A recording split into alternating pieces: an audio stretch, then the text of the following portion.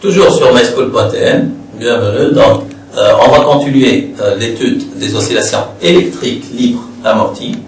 Dans cette séquence, on va parler un peu de l'évolution de la tension au bord du résisteur ER au cours du temps. D'accord? Donc, on a vu si vous vous rappelez, premièrement, si vous voulez, la mise en évidence des oscillations électriques libres amorties. On a vu, si vous voulez, en même temps, on a vu à l'aide de l'oscilloscope numérique l'évolution du UC en fonction du temps, et on a bien parlé de UC en fonction du temps, si vous vous rappelez bien. Donc, là, vous avez remarqué que UC prend des valeurs, alternativement, des valeurs positives et négatives. Donc, qu'est-ce qui se passe? Le condensateur, là, par exemple, la tension passe de UC max, qui est E, jusqu'à atteindre 0. Donc, dans cette phase, si vous voulez, le condensateur est en train de se décharger. Donc, là, à partir de cet instant, dans cette phase-là, si vous voulez, le condensateur, la valeur absolue de la tension augmente, si vous voulez. D'accord? Donc, le condensateur est en train de se charger.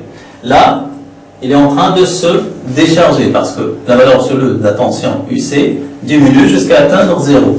Là, UC, valeur absolue de UC ou bien UC augmente. Donc, le condensateur est en train de se décharger. Donc là, de se charger, pardon. Donc là, j'ai décharge, là, charge, décharge, charge, si vous voulez, décharge, là, charge, décharge, charge, etc. Donc, c'est ce qui justifie le mot oscillation, si vous voulez. Donc, c'est une décharge oscillante, ça oscille. Donc, on peut comprendre ça comme ça, ou bien aussi parce que la tension UC prend alternativement des valeurs positives et négatives. Bon, et on a bien expliqué pourquoi on a utilisé les termes libres et amortis. Donc, UC prend des valeurs positives et des valeurs négatives. Donc, on a dit que c'est une décharge oscillante. Bien sûr, décharge oscillante. Décharge oscillante, donc à travers le circuit, c'est-à-dire dans le dipôle RL, si vous voulez. Donc c'est une décharge oscillante. On va parler un peu de l'évolution de la tension UR en fonction du temps. D'accord? On va essayer juste d'expliquer ça. On va prendre deux cas. Donc, lorsque T appartient 0, T sur 2. Bien sûr, je vous rappelle que T là, c'est la pseudo-période. On parle de pseudo-période parce que le régime est pseudo-périodique, si vous voulez. Entre 0 et T sur 2, UC de T, donc UC de T est décroissante, si vous remarquez. UC de T est décroissante. Or, UR de T égale quoi? Égale R fois I, bien sûr, lorsqu'on dit R fois I, c'est-à-dire fois I de T. Donc, R fois I de T. Donc, il suffit de se rappeler I de T égale à quoi? I, c'est la dérivée de la charge, dQ par dt. Or, Q, c'est quoi? C'est C fois UC. Donc là, j'aurai Q égale C fois UC. D'accord? Donc là, j'aurai la dérivée de Q, ça va me donner C, DUC par dt. Vous avez vu ça lorsqu'on a étudié le dipôle RC avec M. Chachel. Donc, I égale C fois DUC par dt. Donc, UR de T, quel que soit l'instant T, ça sera R fois C fois DUC par dt, si vous voulez.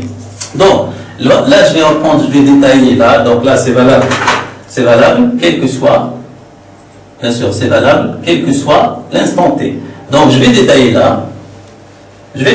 On va travailler sur deux intervalles, si vous voulez. Donc, lorsque T appartient à 0T sur 2, c'est-à-dire pendant la première demi-pseudo-période, si vous voulez, on a UC de T, donc entre 0 et T sur 2, UC de T est une fonction décroissante. Donc DUC par dt est inférieur à 0.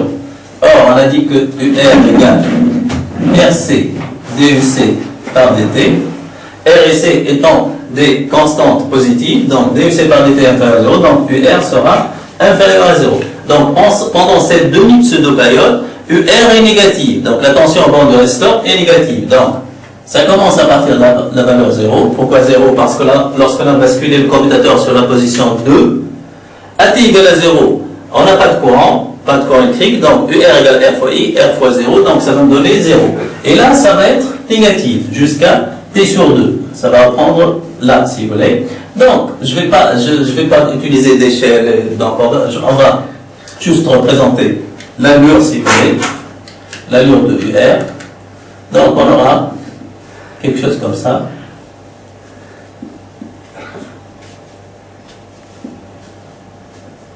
On aura quelque chose comme ça, si vous voulez. D'accord?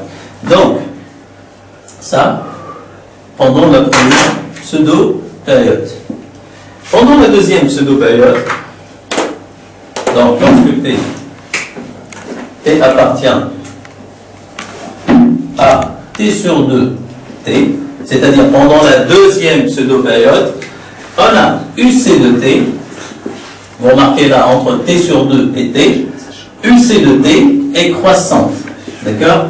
Donc, DUC par DT est supérieur à 0. D'accord? Donc, UR, bien sûr, je ne vais pas reprendre que UR étant égal à RC fois DUC par DT, avec DUC par DT supérieur à 0, UR sera supérieur à 0. D'accord? Bien sûr, supérieur ou égal à l'égalité dans les bords, si vous voulez. Donc, là, pendant la deuxième pseudo-période, d'accord? Donc, si vous voulez, pendant la deuxième pseudo-période, UR est positif.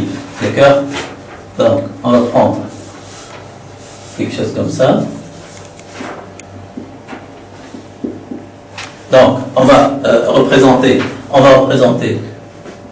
UC de T pendant cette deuxième pseudo-période. D'accord?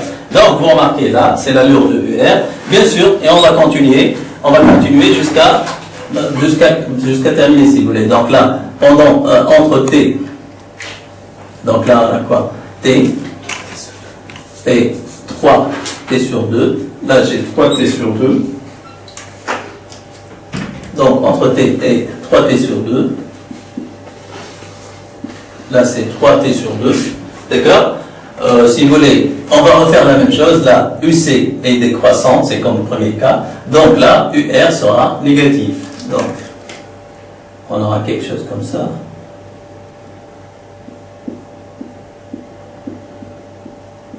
Et là, on aura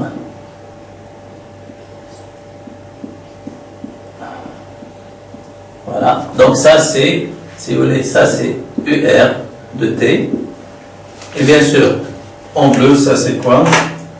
C'est UC de T. Ou bien tout simplement, en bleu, c'est UC de T. Et là, c'est UR de T. D'accord? Donc, c'est l'allure.